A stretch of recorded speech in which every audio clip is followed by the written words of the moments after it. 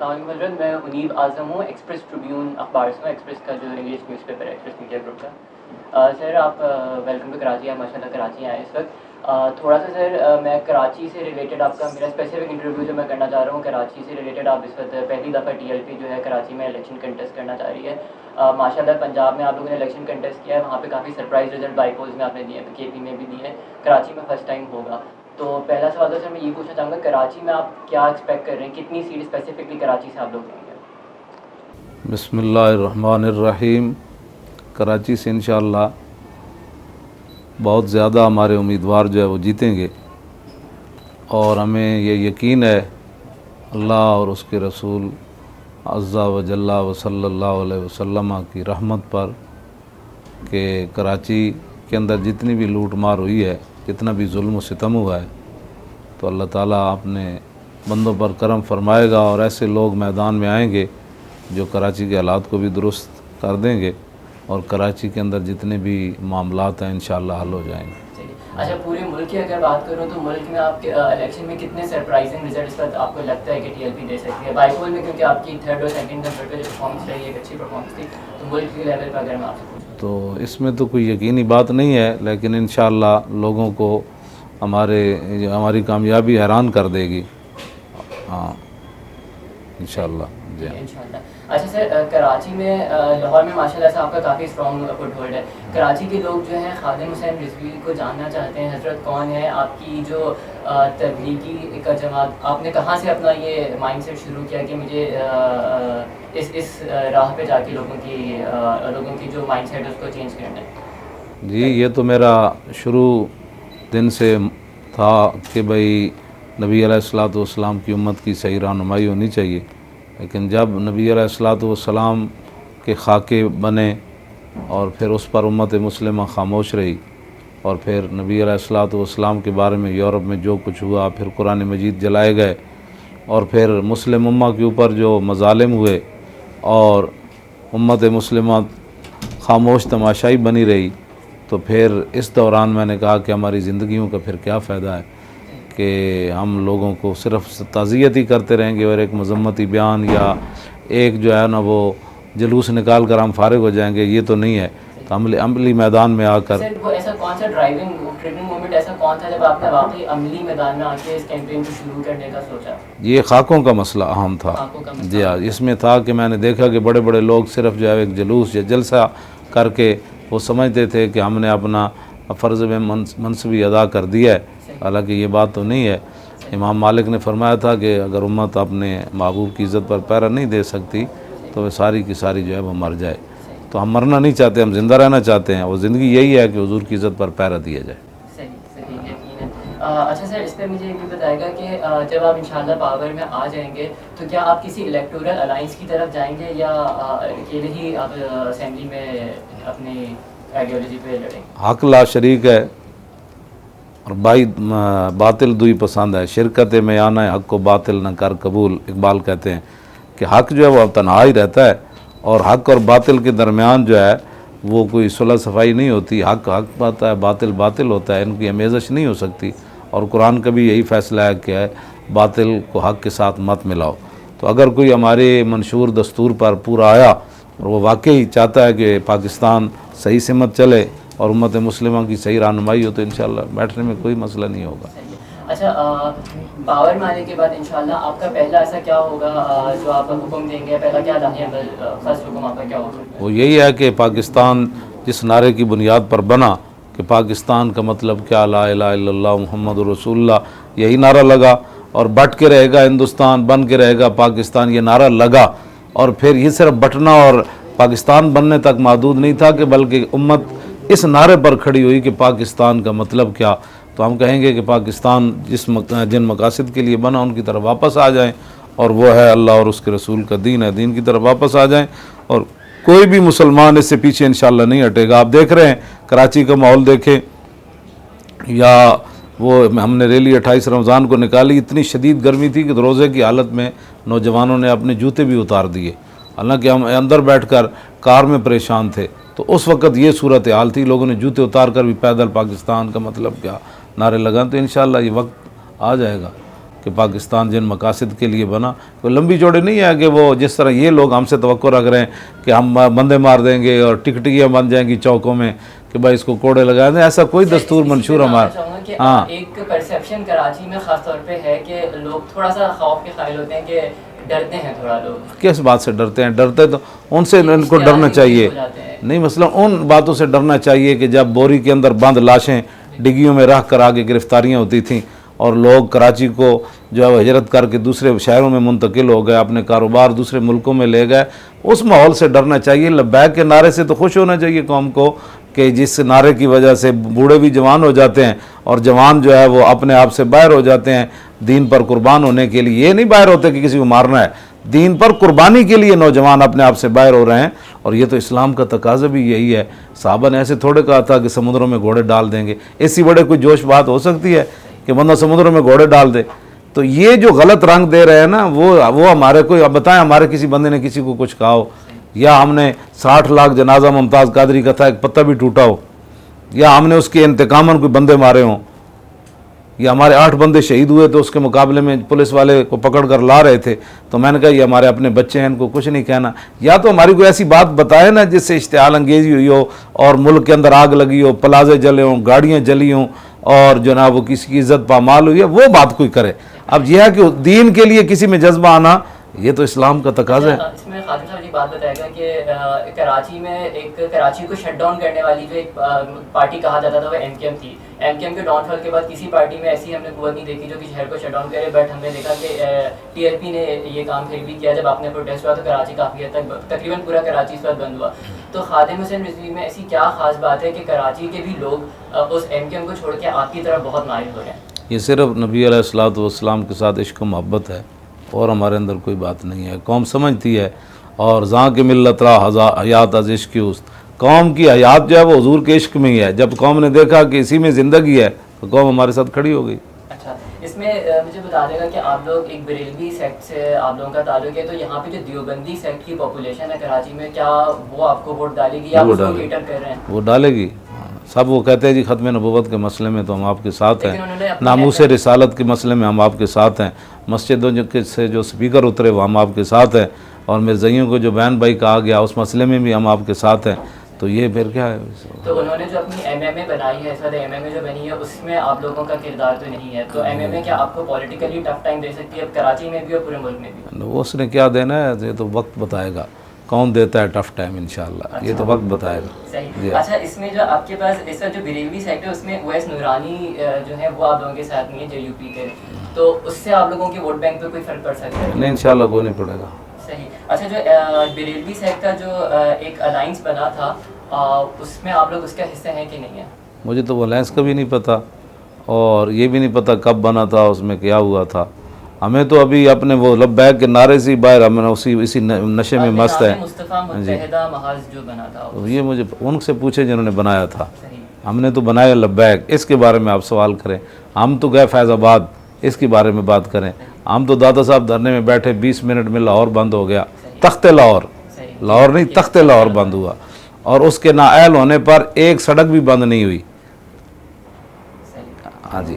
اچھا، یہ جو بریلوی سیکٹ کے سر جو ایک ووٹ بینک ہے، اگر کراچی کے حد تک میں پوچھا جاؤں، ایم کیو ایم کے بننے کے بعد وہ بہت حد تک نیچے گرا، کم ہوا نہیں تھا.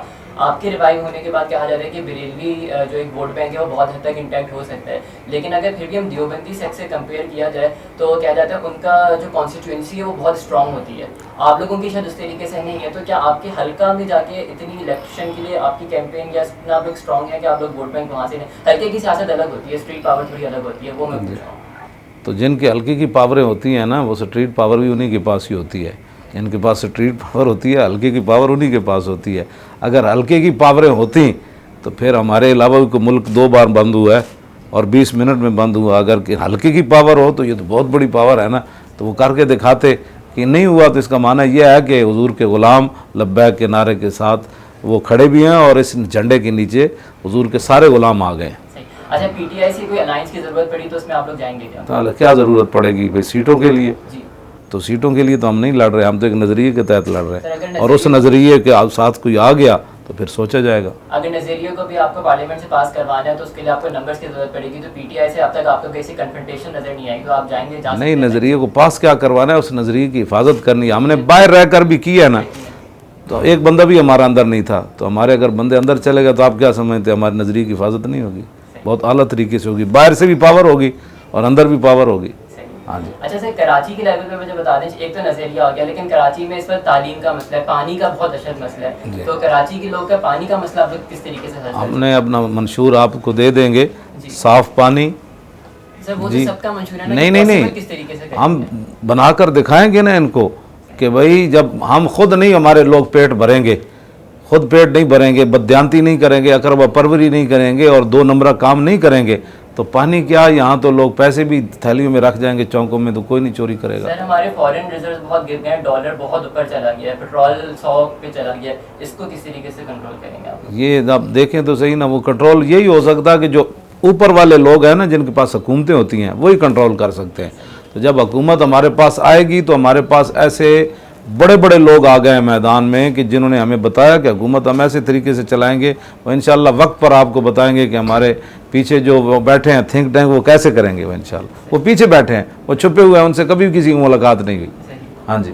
اچھا, ایک چیز کہا جاتا ہے, جب فیض آباد دھرنا ہوا تھا, ماشاءاللہ کافی کامیاب آپ کا دھرنا تھا, آپ نے اپنا سٹانس بھی بنوایا, کہا جاتا ہے کہ اسٹیبلشمنٹ اس میں آپ کا ہاتھ تھا اسٹیبلشمنٹ کے اوپر, کیونکہ کراچی اس زمانے میں کوئی بند نہیں کروا سکتا تھا, اسٹیبلشمنٹ نے اپنے مقصد ایکسرسائز ہی نہیں کیا, تو اس میں کتنی صداقت ہے؟ یہ تو سر ان سے پوچھا جا سکتا ہے, آپ کو پتا ہوگا نا. نہیں, ہماری تو کوئی کسی سے بات نہیں ہوئی, نہ ہم کسی کے کہنے پر گئے.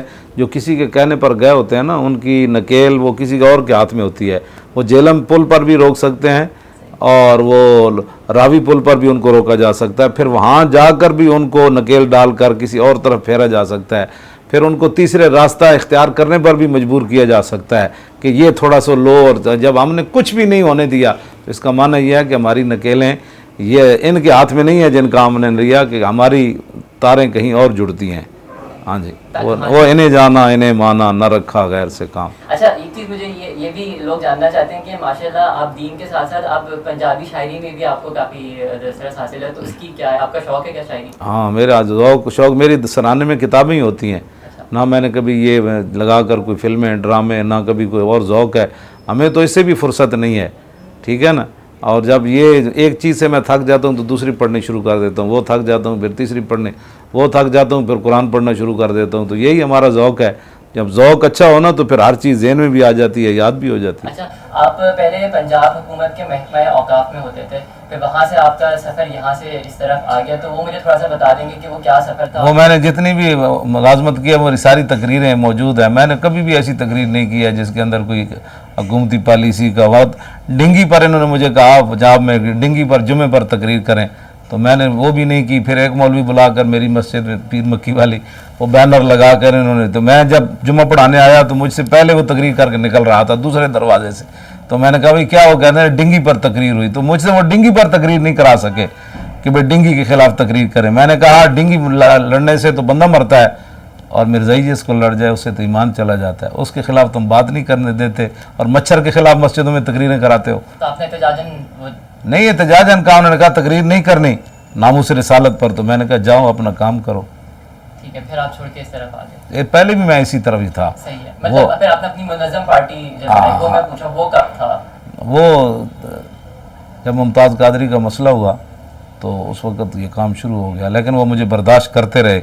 لیکن جب ان کی برداشت سے باہر ہو گیا تو وہ کہنے لگے جی یا تو یہ رکھ لیں یا وہ رکھ لیں.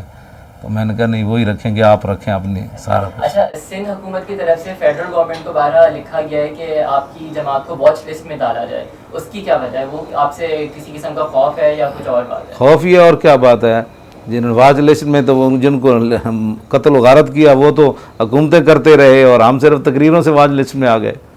ہاں جی, صحیح, ٹھیک. اچھا, دوسرا مجھے بتا دیں صاحب, ایک چیز کراچی کے لوگ, میں کراچی کی اس آبادی کی بات کر رہا ہوں جو ڈیفینس کی پاپولیشن ہے, جو کہ شاید آپ کے اس طریقے سے فالوور نہیں ہے, وہ یہ چیز جاننا چاہتے ہیں کہ ایسی کیا ٹریننگ فورس ہو کہ وہ آپ کی طرف مائل ہوں, وہ آپ کو فالو کریں, وہ آپ کو ووٹ دیں. وہ یا تو دین ہمیں سمجھا دیں کہ وہ کون سے دین کی بات کرتے ہیں, یا پھر ہم سے سیکھ لیں. دو ہی باتیں ہیں نا, تیسری راہ تو کوئی نہیں کہ ٹرمپ نے آ کر ان کو دین سمجھانا ہے, ٹھیک ہے. یا وہ ہمیں بتائیں کہ یہ دین جو ہم جس پر چل رہے ہیں وہ یہ ہے, مولانا آپ کا دین جو ہے وہ اور ہے، تو ان کو وہ اپنا ذہن ایک بنایا ہوا ہے کہ ہم نے آدھا کو تیتر اور آدھا بٹیر رکھنا ہے، تو وہ تو اسلام میں ہے نہیں. اسلام تو بس ایک ہی طرف ہے، یا ادھر ہو جاؤ یا ادھر ہو، درمیانی راستہ تو کوئی نہیں ہے نا اس کے اندر کہ آدھا مطلب آ کر آبت سجود ہے صنم آراب طواف. اقبال کہتا ہے کعبہ ہے تو طواف کر لیا، بت ہیں تو وہاں مورتیوں پر دودھ چڑھا دیا. اقبال کہتا ہے بہتر ہے کہ چراغ حرم و دیر بجھا دو. کہنے لگا یہ کون سا اسلام ہے؟ ہاں جی. اچھا سر، میں آپ سے 2-3 پولیٹیکل پارٹیز کے بارے میں آخر میں پوچھنا چاہوں گا. ایک تو پیپلز پارٹی کے بارے میں مجھے بتا دیں کہ کیونکہ آپ اوبیسلی ایک الیکشن لڑ رہے ہیں، تو اس کے بارے میں کہ آپ کو کوئی الیکٹورل الائنس کی طرف آپ ان کے ساتھ جا سکتے ہیں، یا ایز اے پولیٹیکل پارٹی آپ ان کے بارے میں ان کی اسٹینڈنگ کو کیسا سمجھتے ہیں سندھ میں؟ وہ بیچارے کہ ان کے پاس ہمارے مقابلے میں 1400 ووٹ لیے انہوں نے 120 حلقے میں، وہاں بھی پنجاب تھانہ میں سندھ کی بات ہاں تھا. تو سندھ کے اندر بھی انشاءاللہ ہوگا. یہ تھوڑا ہے کہ ان کے باپ کی جاگیر ہے سندھ، سندھ پاکستان کا ایسا نہیں ہے. تو یہ جتنا انہوں نے دبایا ہوا ہے انشاءاللہ ان کے دباؤ سے، اب کل ہم وہاں گئے نواب شاہ میں تو وہاں دنیا ویسے باہر نکل آئی ہو. تو سوچ، وہ کہتے ہیں اتنا بڑا جلسہ تو کسی نے بھی نہیں کیا. تو لوگ آئے اور وہ نعرے لگا رہے تھے لبیک یا رسول. کے بارے میں بتا دے گا، کراچی میں ایم کے میں بہت اسٹرانگ ورڈ رہے، تو اس کی پریزنس کے ساتھ آپ کیسے دیکھتے ہیں ایز رائیول پارٹی؟ یہ تو ان کے جو تاجدار بیٹھے ہیں وہاں ان سے سوال ہونا چاہیے. جس انداز میں انہوں نے الیکشن کا بائیکاٹ کیا، وہ ان کی تصویر بار بار چلانی چاہیے کہ یہ کون سا انداز ہے اور یہ اس وقت کس حالت میں ہیں بیچارے اور کس حالت میں اعلان فرما رہے ہیں. یہ تو ان کی پارٹی کے سربراہ سے پوچھنا چاہیے. وہ تو چلے گئے نا، وہ تو نہیں چلے کہاں گئے ہیں، انہوں نے وہاں ایسے کر کے کیسے کر کے ہاتھ وہ اعلان کیا. اگر کراچی میں جو قیادت فاروق ستار کی اگر میں بات کروں تو ان سے آپ کو کیا لگتا ہے کہ ان کی طرف فاروق ستار کی جو نکیلیں ہیں وہ انہیں کے ہاتھ میں ہیں بیچارے کے، اس کا اپنے تھوڑا ہے. اچھا، آپ کو یہ لگتا ہے کہ آج بھی نکیل جو ہے ان کے ہاتھ میں، اس کے ہاتھ میں ہے. میڈیا کا بلیک آؤٹ کا کیا ریزن ہے؟ میڈیا کیوں ٹی ایل پی کو اس طرح کور نہیں کرتا؟ اس لیے کہ وہ بین الاقوامی ایک ایجنڈا ہے کہ اسلام کی بات کرنے والوں کو یا تو دہشت گرد قرار دینا ہے یا انتہا پسند. اسلامی کو تو کوریج پھر بھی ملتی ہے، وہ بھی اسلام کی بات کرتی ہے، ایم ایم اے کو ملتی ہے، ٹی ایل پی کو پرٹیکولرلی کیوں؟ اور ٹھیک ہے نا، اسلام کی بات تو وہی ہے نا. فیض آباد میں ختم نبوت کا مسئلہ ہو تو اسلام آباد، وہ اسلام والے سارے وہ سینیٹری کے مزے اٹھاتے رہیں اور ایم این اے کے مزے اڑاتے رہیں، اللہ تلّہ سارا. تو وہ تو وارے میں ہے نا کہ بھائی ایک بھائی بیان دے دیا. میں کہتا ہوں یہ سارے بیان آپ کے سامنے ہیں، تو پھر اگر کچھ بھی نہیں ہوا تو وزیر کیسے ہٹا، کچھ بھی نہیں ہوا تو دوبارہ پھر وہ کیسے داخل ہوا؟ تو یہ تو ان کو بارے میں تھے نا ایسے لوگ کہ جو سب کچھ ہو جائے اور اوپر سے کہیں ہم اسلام کے لیے جان لڑا دیں گے. اور جو جان لڑانے والے فیض آباد بیٹھے ہوئے کہتے ہیں کہ نہیں ایسی جان نہیں لڑانی، وہ صرف بیان کی حد تک جان لڑانی ہے. اچھا سر، آپ کے مینیفیسٹو میں لکھا ہوا ہے کہ آپ کالا باغ ڈیم بھی بنائیں گے، تو یہ کافی کنٹروورشل ہے. کیا آپ کو لگتا ہے کہ اگر آپ اس قسم کی بات اسمبلی میں آ کے کرتے ہیں تو آپ کو بہت بیکلیش نہیں آئے گا؟ کیا آپ باقی کالا باغ بنانے کے بارے میں سیریس ہیں؟ شیر کیا ہے، کچھ بھی نہیں ہے. ان لوگوں کو جا کر سمجھائیں گے کہ آپ کی جائیدادیں ادھر جو ہیں ہم ادھر دے دیں گے اور یہ اس کا ملک کا یہ فائدہ ہے.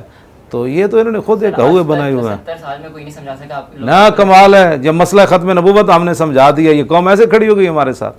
ہاں صحیح. اچھا سر، اس میں ایک چیز آپ کی مینیفیسٹو میں تھی کہ عصری تعلیم آپ فوجی اور سول قیادت کو دیں گے، اس کو تھوڑا سمجھا سکتے ہیں کہ کس طریقے سے دیں گے؟ عصری تعلیم تو یہی ہے نا جو چل رہی ہے. اس میں ہمارا یہ ہے کہ دینی تعلیم بھی ان کو دی جائے گی.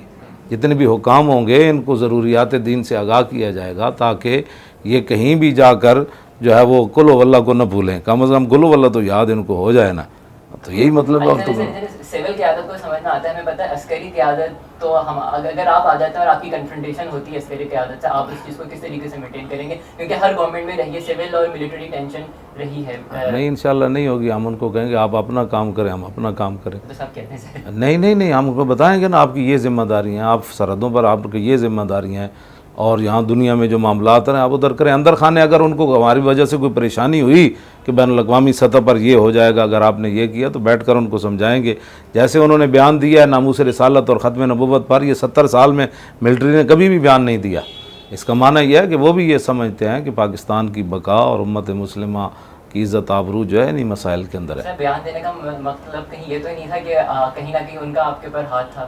نہیں کیا وہ اس چیز کی امپورٹینس کو سمجھے؟